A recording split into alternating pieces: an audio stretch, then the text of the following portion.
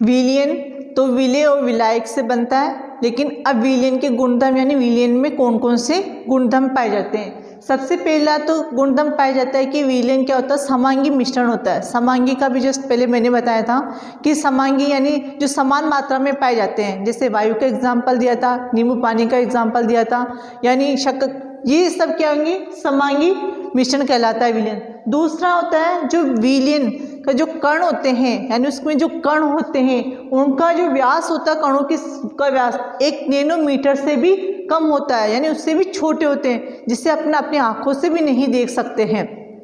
तीसरा कारण ये विलयन के कण छोटे होने के कारण ये टिंडर प्रभाव नहीं दर्शाते। अब आप ये कहोगे टिंडर प्रभाव किससे कहते हैं। टिंडर प्रभाव के जैसे अपन एक बंद कमरे में हैं, उस बंद कमरे में अगर एक कोने में छेद किया हुआ है और उस छेद में से अगर सूर्य की किरणें गिरती है तो वो किरणें जैसे कमरे के बीच से सीधी जाती है तो हम उस जो रोशनी की जो देखते हैं तो उसमें से बारीक कण हमें दिखाई देते हैं। तो इस बारीक कणों को अपन क्या बोलते हैं, टिंडर प्रभाव कहते हैं।